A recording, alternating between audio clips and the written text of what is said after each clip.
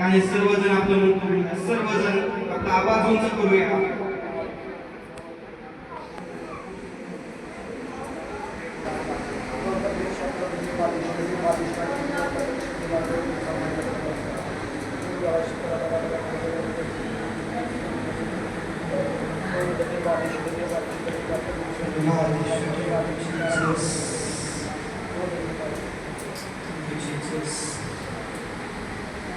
आणि कोणीतरी जण प्रार्थना करतो.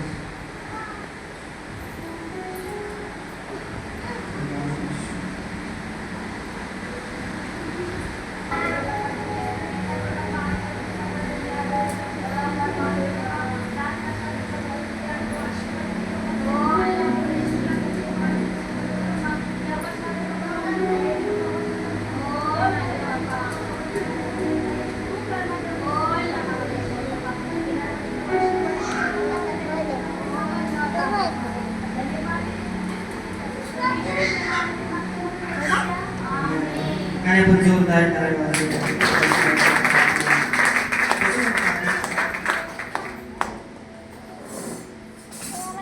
Praise the Lord. Hallelujah. किती जण आनंद आहेत? मला बघून किती जणांना टेन्शन आले, किती वेळेस सोडत नाही आलं ना? मग काही बघू जास्त वेळ नाही गेला. एक आणि आपण देवाच्या वचनाकडे जाऊया. आपण पहिले योहानचे पत्र 4 वचन आपण वाचू. पहिले योहान 4:4.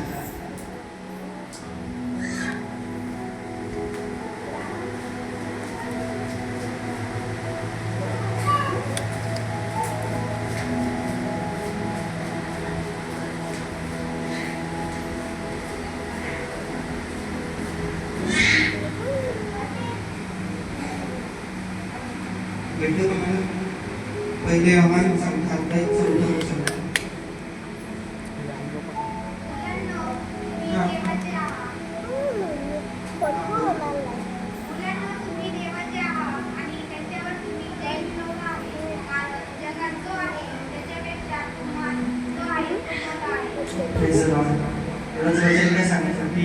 तुम्ही त्याच्यावर जय मिळवलं आहे आणि जगात जो आहे त्याच्यापेक्षा मोठा तुमच्यामध्ये. जगात काय काय आहे बरं? बरेच जगामध्ये बरेच गोष्टी बरोबर, बट आपण त्याला ओळखतो. Praise the Lord. आपण त्याला ओळखतो आणि त्या सैतानावर आपण जय मिळवतो. आमेन. किती लोक विश्वास करतात सैतानावर आपण जय मिळवला आहे? बोला, मी विजयी आहे. सैतानावर विजय मिळवला आहे, नाही का? आणि जगात जो आहे त्याच्यापेक्षा मोठा जो आहे तो आपल्यामध्ये. किती जण विश्वास करतात? बोला परत एकदा. जगात जो आहे त्याच्यापेक्षा माझ्यात जो आहे तो मोठा आहे. परत एकदा. जगात जो आहे त्याच्यापेक्षा माझ्यात जो आहे तो मोठा आहे. आमेन, नाही का? आणि जर याच गोष्टी आपण विसरत असतो की जगात जो आहे त्याच्यापेक्षा आपल्यात जो आहे तो मोठा आहे, तर आपण आजही जगाच्या बंधनामध्ये आहोत. आणि आपण विसरतो पण बरेच वेळा की जर आपल्या मुलाची परिस्थिती आली, आपल्या पुढे तसं संकट आलं, तर आपण विसरतो की जगात जो आहे त्याच्यापेक्षा मोठा माझ्यामध्ये. मग विसरून जातो. अरे काय करायचं पुढे असतं, आता काय करू, पुढे डोकं बंद पडलं माझं, असं होतं ना आपल्या बऱ्याच वेळा. पण त्यावेळेस आपल्याला हे जाणण्याची गरज आहे की जगात जो आहे त्याच्यापेक्षा मोठा माझ्यामध्ये. त्यावेळेस आपण विसरून जातो, वचनच विसरून जातो आपण परिस्थितीला बघू, नाही का? पण आपण आज बघणार आहे की आत्मिक मनुष्य कसा असतो, पुढं बघणार आहोत. पण त्या जगाच्या बंधनातून बाहेर निघण्यासाठी आपल्याला जगिक गोष्टींपासून बायबलच्या गोष्टींकडे लक्ष लावणं महत्त्वाचं. आपल्या चर्चेचं नाव काय? आवाज नाही झोपू नका. Bible fellowship centre church. Bible fellowship. Fellowship म्हणजे काय, कोण सांगू शकतं? फेलोशिप म्हणजे सहभागिता. फेलोशिप म्हणजे सहभागिता. बायबल सोबत सहभागिता करणारे चर्च.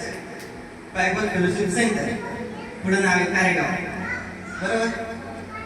काय गावातलं चर्च बायबल सोबत सहभागिता करणार आहे. आमेन.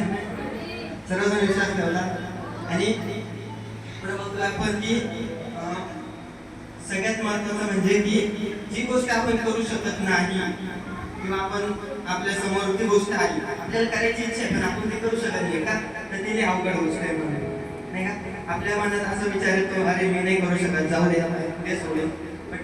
पण तिथं आपल्याला बघायची गरज आहे की माझ्यात जो आहे तो मोठा आहे, मी करू शकतो, सर्व गोष्टी मी करू शकतो. माझ्या स्वतःच्या मी काही नाही करू शकत, स्वतःच्या शक्तीने मी काही नाही करू शकत, पण त्या देवाच्या शक्तीने मी सर्व काही करण्यास समर्थ आहे.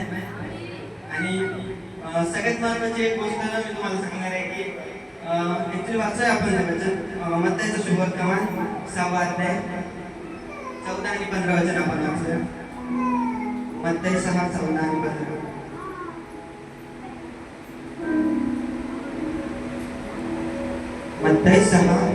मत्ताईचं शुभवर्तमान 6 अध्याय 14 आणि 15 वचन. कारण जर तुम्ही लोकांना त्याच्या अपराधाची क्षमा केली आहे तर तुमचा स्वर्गीय पिता तुम्हालाही क्षमा करेल. परंतु जर तुम्ही लोकांना क्षमा केली नाही तर तुमचा पिताही तुम्हाला तुमच्या अपराधाची क्षमा करणार नाही. जर तुम्ही लोकांना त्यांच्या अपराधांची क्षमा केली तर स्वर्गीय पिता तुमच्या अपराधांची क्षमा करेल. सगळ्यात महत्त्वाची गोष्ट म्हणजे आपल्याला दुसऱ्यांना क्षमा करणं हे शिकायचं आहे. भले तुम्हाला त्या व्यक्तीचं तोंड बघण्याची इच्छा नसून होते, तुम्हाला बघून त्या व्यक्तीला बघून तुमच्या मनामध्ये राग द्वेष काय काय काय काय येत असेल, अशा व्यक्तीला जर तुम्ही क्षमा करू शकता तर तुम्ही निश्चित देवाच्या वचनाप्रमाणे प्रेज द लॉर्ड. आणि हे अक्षमेचं जे बंधन आहे ना, ऍक्च्युली बंधन आहे अक्षमेचं हे बंधन, जोपर्यंत ते तुटत नाही तोपर्यंत आपल्या जीवनामध्ये संकट चालूच राहणार. कारण वचन काय सांगतं की जोपर्यंत तुम्ही इतरांना क्षमा करणार नाही तोपर्यंत तुमची देखील होणार. जोपर्यंत जर